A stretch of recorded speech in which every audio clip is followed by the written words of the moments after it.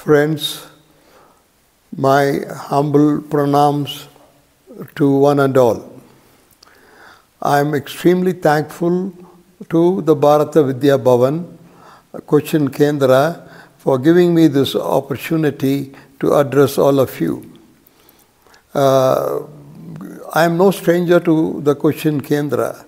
I had come here on many occasions, and once I even had an occasion to address the teachers of the Bhavan schools of the Kochi and Kendra. And whatever the Kochi and Kendra does, they do it really well. And I need to compliment the chairman, my good friend, Venu Sri Govind, and the director who have been working tirelessly to propagate the Bharatiya culture in that part of Kerala. Now friends, the idea of this program, I understand, is to provide you all some kind of an introduction to the Bharata Vidya Bhavan, and also to tell you the role and relevance of education as a whole in the process of nation building, and the importance of you teachers in making that happen. So that way I am happy, friends, for this great opportunity. Now, I need to tell you a little bit about the history of the Bharata Vidya Bhavan, which has a very unique history. Today, friends, I don't know how many of you know, Bharata Vidya Bhavan is considered to be an institution of eminence and excellence, and which has a huge credibility and spread all over the nation and even abroad. And the uniqueness of the Bhavan is that it is truly universal in approach. It has no territories, no boundaries. It is spread all over, and it has a global vision. And the history, I wish to tell you, this institution was started in the year 1938, 10 years before India became free, by the great Kulapati Munshi Ji, who was in the freedom struggle under the Mahatma Gandhi. And freedom came in 1947. But in 10 years ahead of that, Kulapati Munshi thought that freedom is only a question of time, it is going to happen. So he felt, why not he quit the freedom struggle and go to start an institution that will take care of the cultural needs of the nation. And then with the blessings of Mahatma Gandhi, he started this institution. And the 5 great men who were with him in the beginning, you need to know. One is Pandit Jawaharlal Nehru, Sardar Vallabhbhai Patel, Pujya Rajaji, Dr. Radhakrishnan, and Dr. Rajendra Prasad. Just think of this. Which other institution in India can boast of such great men were in the background when this institution was started? And this institution had a vision as well. It's not without a purpose this was started. Kulapati Munshi himself gave the vision. The vision is to reintegrate the Vedic vision of Bharat to the modern times. To reintegrate the Vedic vision of Bharat to the modern times. This is the vision of Kulapati Munshi. The idea is, as the world progresses scientifically, economically, politically, there is every possibility of losing its roots. And Kulapati Munshi felt, if you want to make India once again vibrant, the only way is to reintegrate the Vedic vision. And he successfully did it. And he wanted to do it through 2 ways. One, to preserve and propagate the Bharatiya culture. The second one is through education. He felt through education, which is holistic in nature, we can imbibe in the children of this country a high sense of national pride and self-esteem, and that was the purpose of Bharata Vidya Bhavan. Now friends, Bharata Vidya Bhavan is extremely unique.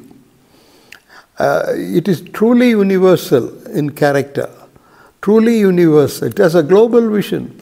In fact, one line of the Rig Veda, net noble thoughts come to us from all direction, is the one guiding factor of Bharata Vidya Bhavan. And Bharata Vidya Bhavan is the only organization in the whole nation that has bagged all the 4 major awards. No other institution has got it.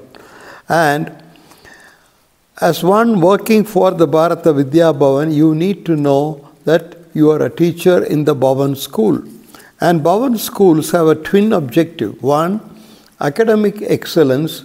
The second one is human excellence. Schools boast of providing best possible education for children to secure high ranks, marks and distinctions and go up in their life and career. Agreed. That has to be the goal of any education institution. But for a Bhavan school, we can't afford to stop there. Human excellence is also an integral part of Bharata Vidya Bhavan schools.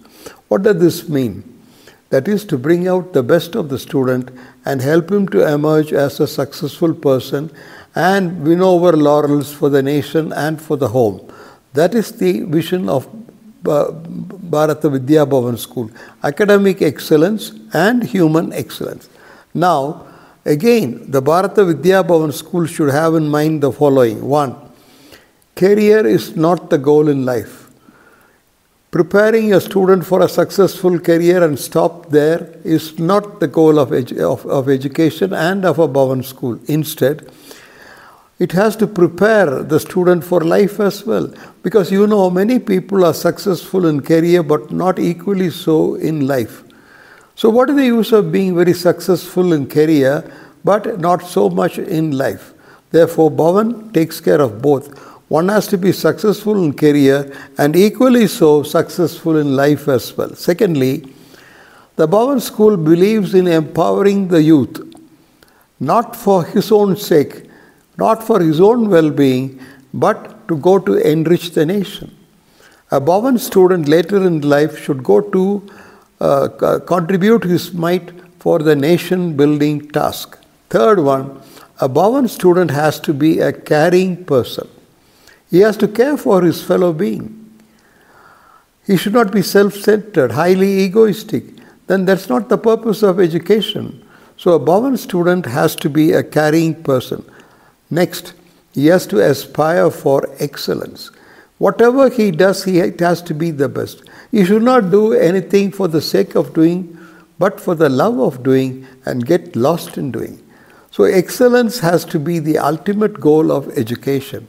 Finally, friends, a Bhavan school and its curriculum has to be rooted in tradition, yet very modern in outlook. You have to be modern in outlook. Particularly at times like this when rapid changes are happening, we can't afford to miss out. We got to be in tune with the times. Equally so, we got to be strong in knowing the value systems of the Bharat, the tradition. So rooted in tradition, yet very modern in outlook. In other words, a Bhavan school should not stop with the syllabus, should not confine itself to the classrooms, and not to be solely dependent on the teacher and the textbook and examinations, but go beyond that. That is the greatness of the education of Bharata Vidya Bhavan. That is, normally we say, if a question comes, we say it is out of the syllabus. In my opinion, education is not confined to a syllabus. It has to go outside the syllabus. It has to reach out to the realities of the times. And the student has to be given the proper orientation to know his times and get ready to face the challenges. In other words, as Swami Vivekananda says, character building and man making are the twin objectives of education. Now friends, in my brief talk, I will be referring to Swami Vivekananda very often because I am of the opinion Swami Vivekananda's understanding of education is, in my opinion, ultimate. If Indian education system borrows liberally from Bharata Vidya, from Vivekananda's concept of education, believe me, this education will do wonders. In other words, friends, education has to provide a total transformation in the student. It has to transform an ordinary person into an extraordinary person. He has to stand out and not to get lost in the crowd. A Bhavan student has to stand out and not to get lost in the crowd. Ultimately, leadership qualities have to be imbibed in a Bharata Vidya Bhavan student. Now friends, I am of the opinion human resource development is the sum and substance of education. Human resource development. There is infinite resource within every child. And real education is not something that puts into him anything. To the contrary, brings out the uniqueness within a child so that the child will blossom into a holistic personality. Here, friends, I want to tell you a quotation of Swami Ranganathananda Maharaj, the former head of the Ramakrishna Mission, and whom we consider in Bhavan as our patron saint, Swami Ranganathananda Maharaj. Now look at this quotation of Swami Ranganathananda. Character training through intelligent self-discipline makes human energy socially oriented. Are you able to follow me? Listen to it again. Character training through intelligent self-discipline makes human energy socially oriented. It's a profound statement of Swami Ranganathananda. What he says is, all education should ultimately go to sensitize the student to develop a social concern. In other words, he has to transcend the limits of his own and to reach out to that of the whole nation or the whole world, whole humanity even. In fact, Swami Ranganathananda in one of his last interviews has said, it is there in record, he said, the Vedic vision of Bharat has to become a social vision. This is indeed amazing. The Vedic vision of Bharat has to become a social vision, or else that vision makes no sense. This is what Swami Ranganathananda had to say. And therefore, friends, we have to have the right perspective of education. After independence, reforms were made in many fields, all fields almost, political, economic, social, scientific, everything, but not much in education. And that is the reason why, while education has spread, what was the level of literacy in 1947 and what is the level of literacy now? No comparison. Hundreds and thousands of schools and colleges and universities all across. The level of literacy has gone up, agreed.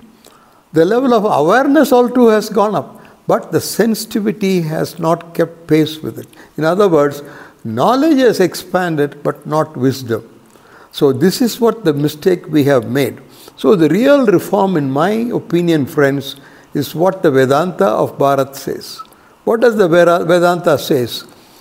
I'll give one quotation of Swami Vivekananda which sums up the whole gambit of the Vedic vision of Bharat. It goes like this. Teach yourself, teach everyone his true nature. Call upon the sleeping soul and see how it awakes.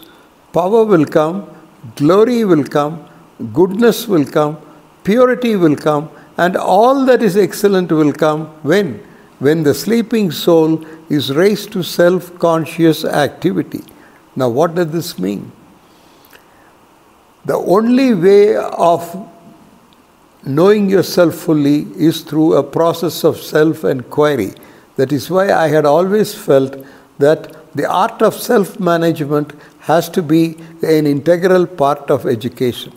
Now here again what the Swami Vivekananda says, a quotation which the Ramakrishna Mission refers to it all over the world.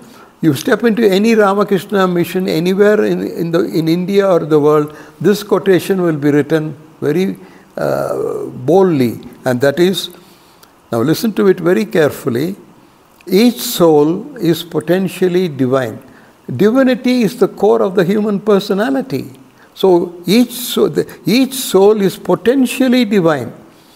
You are divine, but you never knew that.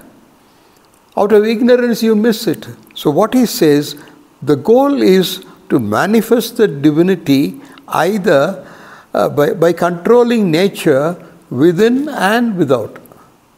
Look at the vision of that great man.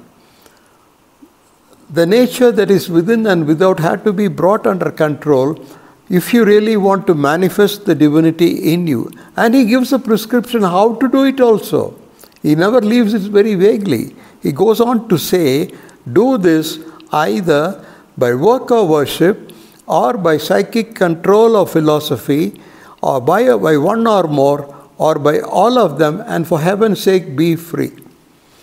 Real liberation will come only when through these four ways. This is the four margas, the four yogas, the bhakti yoga, the karma yoga, jnana yoga, raja yoga. By work or worship, or by psychic control or philosophy, by one or more, or by all of them, and ultimately be free. Be free means what? You transcend the little ego in you. You transcend the matter and merge with the spirit. Once when you get merged with the spirit, you are ultimate. There's nothing more for you to aspire for. So, the goal of education, the role of teacher, is to plant in the student a dream larger than life. Preparing for the next examination and career is a very limited understanding of education. Real education should plant a dream larger than life and give him the courage and confidence to realize the dream. Now friends, you got to know one thing. 65% of India's population comprises of youth. 65% or even more, I don't know, I'm subject to verification. So, a huge chunk of our population are youth. This is easily the biggest strength of India today. But what do we do with it? This is what we call it as the biggest strength of the present times. But what do we do with it? If we don't address this properly, it can turn to be a liability. So we got to introduce into our education that which Swami Vivekananda said, which will bring out the total personality and orient him to a great cause. Here, I am of the opinion Bharata Vidya Bhavan should organize innumerable youth camps all over the nation through the schools, not confined to our students alone. But every school of Bharata Vidya Bhavan should organize one youth camp every year and to introduce to the children what is really within them. What is so unique about youth? Now think of one thing. All great visionaries all over the world have always felt that all great movements will succeed only when you bring the youth within it. Even Mahatma Gandhi in our freedom struggle, you would have read the freedom struggle, you will know that he succeeded in bringing the youth into the freedom movement of India. Now, I'm getting to the end of it. Dr. Radhakrishnan, a name you will always remember when you talk of education. Dr. Radhakrishnan had this to say, nations are built in their educational institutions, nowhere else. Nations are built in their educational institutions. What does this mean? This means only through good education you can prepare a youth to emerge as an enlightened citizen who will one day go to build a strong nation, for which every school should have the following 5. But Bharata Vidya Bhavan schools, we already have it. Point 1, the management should have a vision. 2, the principal and teachers should share that vision. Point 3, we need to have a curriculum which doesn't stop with preparing for a career, as I told you, but to empower him to emerge as a great citizen. Next one, the school should have a beautiful ambience and a state-of-art infrastructure. Finally, a band of committed teachers. Now I am coming to the point. A school may be blessed with anything and everything, but if it doesn't have the right kind of teachers, believe me, that school will never take off. But if a school is not blessed with anything, but has the right kind of teachers, that school will scale great heights. And Bharata Vidya Bhavan, for that matter, is blessed with excellent teachers. All over India, we have lakhs of students and hundreds of schools. Whichever school you enter, you will see the kind of teachers we are blessed with. It's only God's grace, perhaps.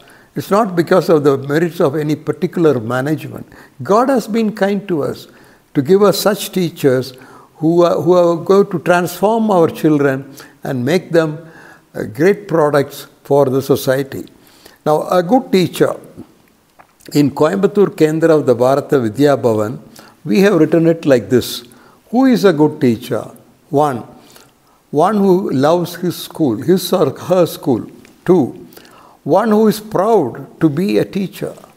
Three, most important, one who sees the student as their own children, and have them in their prayers. In fact, Dr. Radhakrishnan has said, a good teacher is one who has his students in his prayers. So, point one, love for the school. Two, the pride of being a teacher. Three is the care for the students. These three things has to be there in every teacher. Then, teachers are held in very high esteem in India. You all know this. This is very basic. We all say, through the mother you get to know the father. Through the father you get to know the teacher. And through the teacher you get to know the divinity in you. That is the place of eminence the teacher has in our society. Teacher is easily the most regarded person. And you all know what was former President Kalam's view of teacher. He said, if he has another birth, listen to this, if Kalam says, if he has another birth, he would like to be a teacher in a primary school in a remote village. Kalam said, the school teachers, particularly the primary grade teachers, are the ones who really imbibe a character in the student. And he goes on to say, he doesn't want to be the President of India once more. Instead, he would like to go as a professor to the Anna University at Chennai. So that is the importance of teacher. And every teacher has to enjoy teaching. When you get into a classroom, it must be exciting. When you see the bright, vibrant faces of the children, you should know one thing. If you make up your mind, you are going to transform that child, and through the child, the family, and through the family, the nation. That is why they say nation building has to happen only in a school. That's what the vision of in fact, Dr. Radhakrishnan said, education to be complete has to be humane. Unless you make the child a caring person, a humane person, nothing else makes sense. So these are all the things, friends, you should get to know.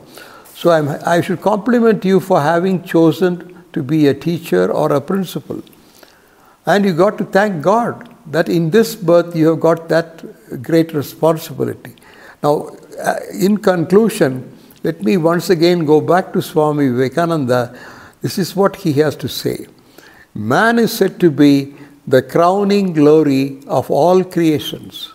Man is said to be the crowning glory of all creations. He is the maker of his own destiny. He can be what he wants to be. All power is already there in him. There is nothing for him to source from outside. He should have faith in himself. He should entertain a big dream. He should dare an adventure, and if he does all this, success is sure and certain.